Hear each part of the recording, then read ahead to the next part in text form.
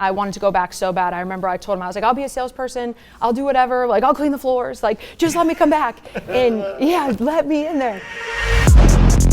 There is a secret hiding in plain sight in car dealerships all across the country. We've known this truth for years and we think it's time you know too. I'm Paul J. Daly and I've been an automotive entrepreneur and creator for over 20 years. And I'm Kyle Mountsier and have held just about every position at a car dealership. Join us as we travel the nation to share inspiring, real-life stories of people that work in dealerships every day. We'll go behind the scenes to talk to frontline workers and bring you the truth about the largest retail industry in the country. This is More Than Cars.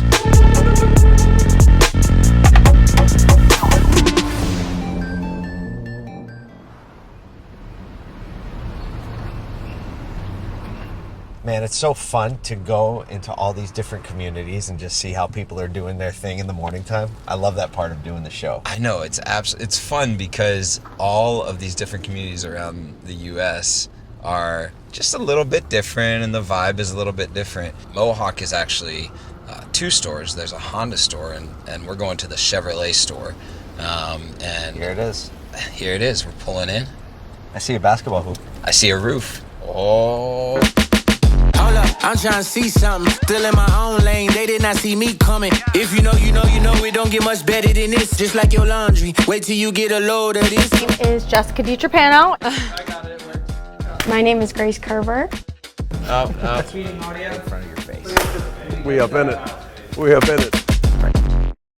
I'm Katie Gattuso Duncan, and I'm the general sales manager at Mohawk Chevrolet. You said you grew up playing sports. What sports were you into? Basketball. So I played basketball up through college. I played at Niagara University and Seton Hill University. It's a big, male-dominated industry, so been one of the guys a lot in my life. I definitely bust on people, and they're allowed to. Trash talk element to it. Yes. So why go back to how you got in the car business? What was your start in the car business? I moved up to Albany from Pittsburgh when I first graduated college. Didn't know really what I wanted to do. I was between going to law school or going to grad school for political science, which I don't know who goes to grad school for political science, but that's what I wanted to do. This sounds like another perfectly straight path into an automotive ship for me. Basketball, poli-sci, Car industry. So we heard you play basketball, I do. and we heard you're competitive. Very. You think you can beat us? I think. In what kind of game? Whatever game. I want it. Why play around your best to shoot? Why lay around your best? Oh my goodness. I knew I had it. I said now was a gift, my buck. Wanna know what's next? Man, I say it so loud. I'm worried about what next. Just know we got now. Oh yes. Backward. He's 4 inches higher now. Okay, we'll give her the shot. You gotta wear the shoes. I think I also wear the shoes. I'm wearing the shoes. Do I get to recalibrate? Yeah, you can. It's hard. All right, What's here we next? go. Man, I say it so loud. I'm worried about what next. Just know we got now. Oh yes. He answered. Oh my God! He answered. All right, Paul, where you at? Where did he go? Where did he go? Can we agree that if I make this, I win? It's over. Oh my God. I had taken a quick job in an outside sales position just to get some money coming in and trying to decide what I want to do. And it was Staples Advantage at the time, just for like paper and pens. And he was like, you should go sign up Mohawk Honda. They use a ton of office supplies and you obviously use a lot of paper. And I was like, oh, perfect. So I kind of went in there to try to sign them up for the job that I was working. And they started talking to me about, the opportunity and the money that you could make in the car industry. And it sounded too good to be true to me. And then I was like, wow, I need to jump on this. And Came in, you're like, I'm going to close them. yeah, Right? and they closed me.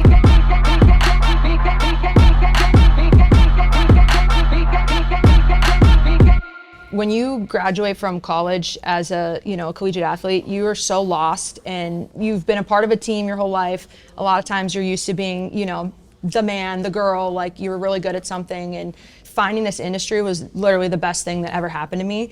And, I'm so passionate about helping other people to, do well and be able to get on a path to grow. I go about it a little bit differently where I think I focus more on my team than I do quotas and goals and stuff like that. I focus on the individual members more. And that comes from Andy too. I mean, he's been a mentor and a leader to me since I worked at Honda. I mean, he started 1 month prior to me. So I think that that's been instilled in me for a long time. Explain Andy to us. If you had to describe him in 5 words, not together, like 5 different traits or characteristics. Unique. I'm about to make my grand entrance. Taking off now, got the gear shifted. Now that I got everyone's attention, I am what you've been missing. You got to keep up with what I'ma do, yeah. Let's start with some easy questions. Okay. Tell us about baseball in your life.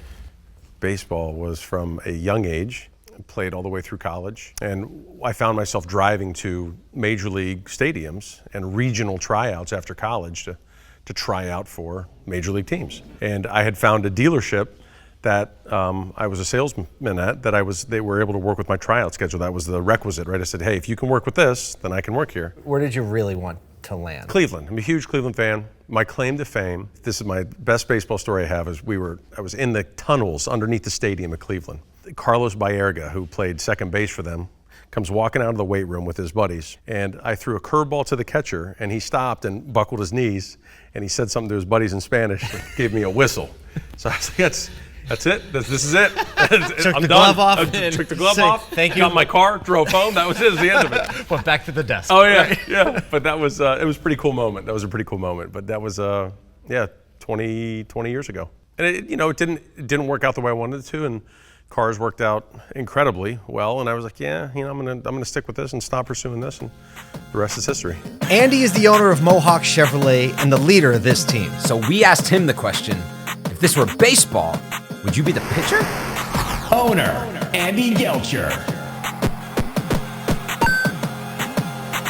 I'd say more like a GM in the front office. Got it. Okay. Yeah. Okay. Yeah. What's the difference? What's the difference there? A little more hands-off, letting the players play, letting the coaches coach, and making sure that they can realize their potential without me having my finger on the game or my hand on the stick and drawing up all the plays, because there's a lot better ideas and a lot better performance, quite frankly, that comes out of that when they're allowed to flourish. Andy is all about vision and leadership, letting the team shine. He trusts his players to make the big plays. And we've already met Katie Duncan, a real all-star. But who else is in Andy's starting lineup? General Sales Manager, Katie Gattuso-Duncan. So we're here with Nathaniel Greklich. We've been friends for a while, and I think one thing that most people don't know about you is that you pretty much run everything. You run all this. Am I wrong? I wouldn't say I run everything, but I definitely showcase everything the dealership has to offer, and that's just one of the things. But I guess that's not really my department. This is my department. Wait, hold on. Oh, wait.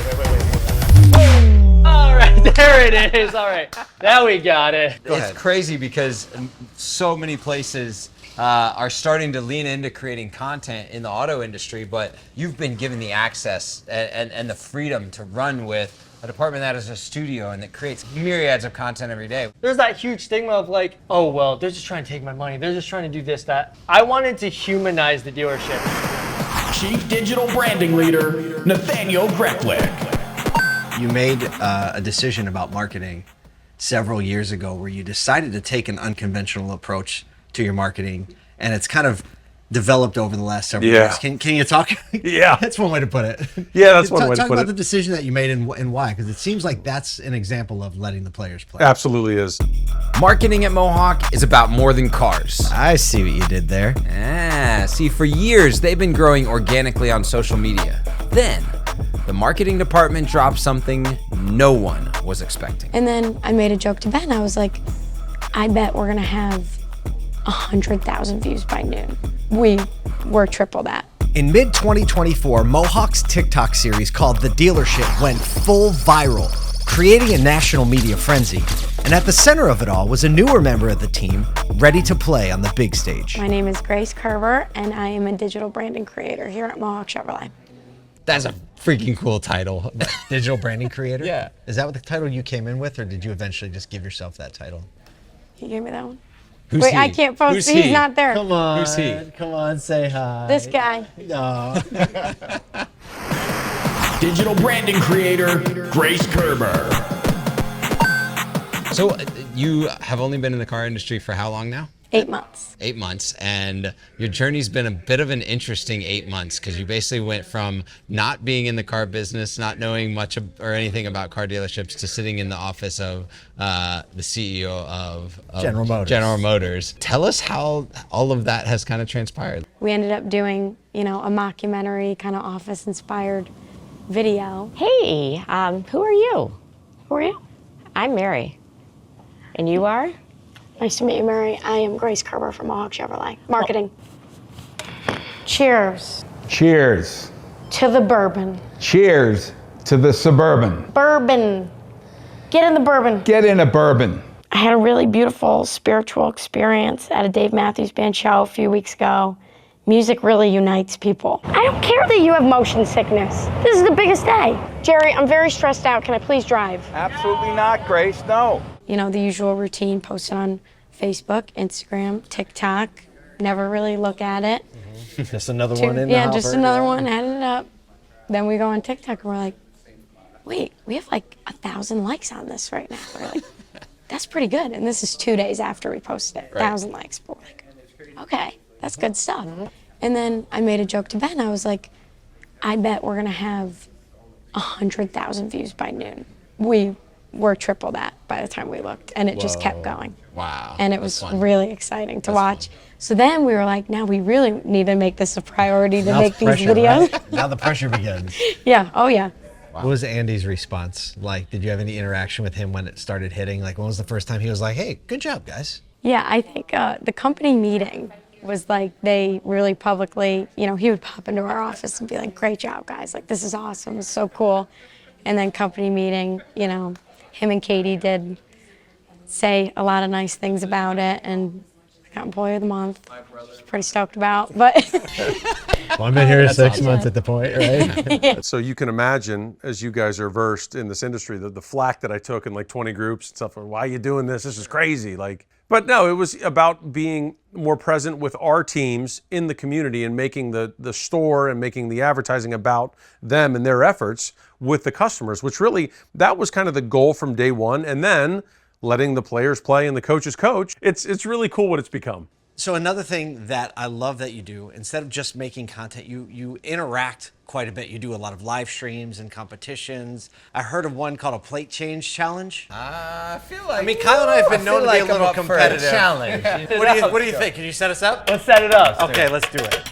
All right, so this is plate change challenge. You're gonna go to your prospective cars, take the plate frames off, take the screws off on the front, on the back, go to the other car, put them back on. First one back in the middle to tap the horn is the winner. Okay, I feel like I need to win one.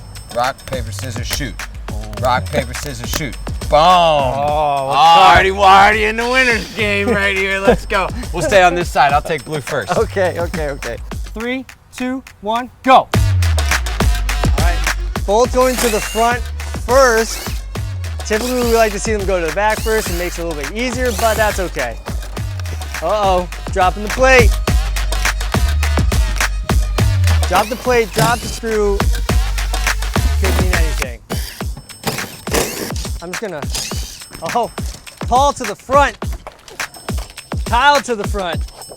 Careful, make sure the holes are in the right spot. To the back. Uh-oh, it's gonna be close. Both are to the back right now. Didn't need that. The plate got lost. Gotta get the run. Uh-oh. So we do that every March. Thanks for putting us through it. Thanks. Yet again. I really thought I was going to win that one. You haven't won one all season. Anyway, the sound of those impact wrenches took me back to where I got my start in the industry over 20 years ago, the service department. And the service lane at Mohawk is where we met one of the store's highest performers and biggest personalities. Alyssa, thank you for giving us a few minutes today. Yeah, of course. We're dying to know, is this a competitive store we've noticed? No, not at all. Why would you say that? Service advisor, Alyssa Corbett. Is the service area competitive? Oh my God, so competitive. Yeah. What? Around what? Pretty much everything. They're like, I ran and got my lunch. I was faster than you. I can change this oil faster than you. Yeah, I wrote this many ROs, you know, I did this much for the month. We really like to compete against each other in that way. Got it. Yeah, we kind of take stock of everything, you know. We never keep forget. track. The way you're looking, you're like, I've already got the numbers in my head that I'm gonna go tell someone about. Yeah. 100,000%. Got into the automotive industry by accident, Of course. as one does. That's how we do it. An ex-boyfriend of mine was a service advisor, and he was leaving his job, and they needed another service advisor, and he was like, you know who'd be really good at this? My girlfriend. I sit through his conversations about cars all the time and have no idea what he's talking about, so this is gonna be a journey. So you knew nothing about cars? I didn't, no. Wow. Yeah, I learned on the fly, so that was kind of cool. Walk us through, like, what's everything that's happening? You got pads, we got lights, we got paper. What's There's all the so stuff? much Give us stuff. the one by one here. All right, so the first thing first is when you came over this UVI system over here, that picks up your vehicle, it takes pictures, it checks the undercarriage of your vehicle, all kinds of stuff that I know from the moment you come through that door. So show us, what did you see? Telling me that you have rim damage. Oh. Oh man, what'd you do? I know something about that. We It's would amazing know right that away. it picked that up That's because wild. that is it's very hard to see It anyway, is, but you can yeah. tell that it's raised off the wheel. You can, yep. So everything else is looking good? Everything That else makes me looks feel good. That's good. amazing. It's actually my car. That's your car. And it's got 270,000 miles on it. Yeah. Legitimately. Championship teams don't win because of one amazing player. There has to be a collective spirit of greatness. It's almost like there's something in the water that makes these teams obsess over each other's growth and development. Corporate Training Manager, Dre Bannon. Business Manager, Jessica DiTrapano. So I am the corporate training manager for this store and our sister store, Mohawk Honda. I onboard all of our new sales consultants. I train them for about 2 to 3 weeks until I release them officially to the floor. Do you have like one story of maybe someone that that you've been able to watch grow through yes. the training process that like maybe sticks out in your mind that you could tell us? Jessica Okay. DiTrapano knew nothing about cars, so she was my first big project actually. And to see her climb to the top, not only as a woman, you know, it makes my heart so happy. What is the culture like for developing people?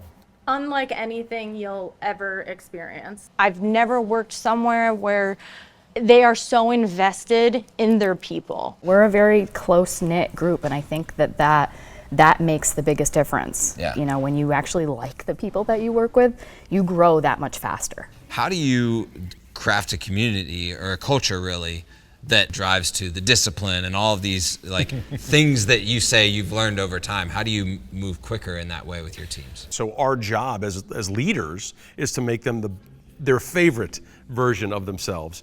Everybody likes to say the best version. You become the best version of yourself. I think it's a little arbitrary. And I also think that limits, you know, how happy a person could potentially become. They should become their personal favorite version of themselves, whatever that looks like. Because I don't know what your favorite version is, only you know that. So if we can help you develop into that person, we will get a better result than I think you otherwise could by not focusing on that. One of the things that we like to tell people here is we stole a great quote from Jack Welch, is that we can't promise you lifetime employment, but we can promise you lifetime employability.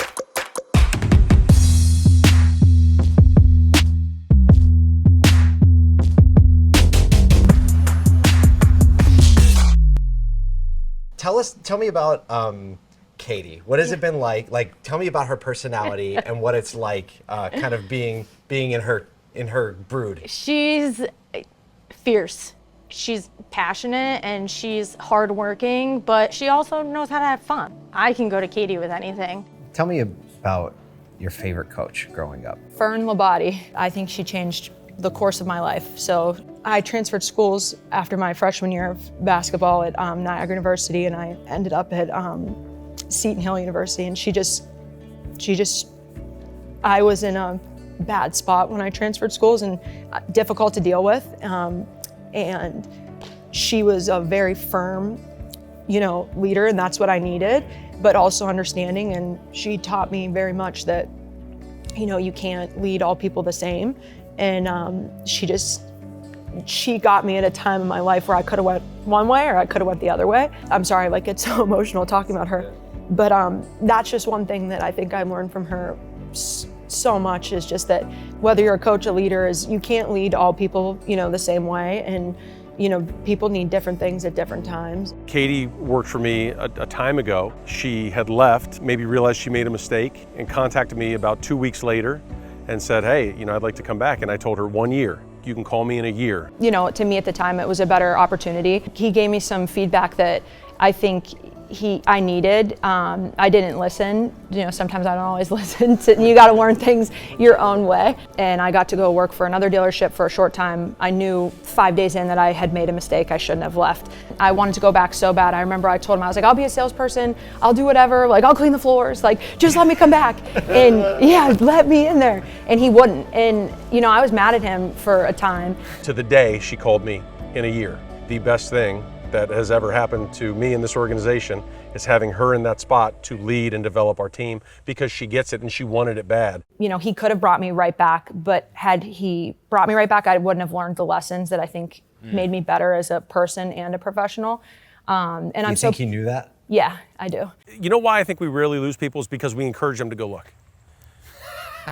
Absolutely. I tell my managers, I say, if you think there's a better opportunity out there for you, I will never begrudge you. I will give you a hug. I'll shake your hand and say, hey, go kill it. I don't have to be everybody's friend, right? That's not going to happen. But I want them to know that I'm going to be one of their best resources for growth and development, whether that's here or not. That's really what I want, and that's what I want my legacy to be.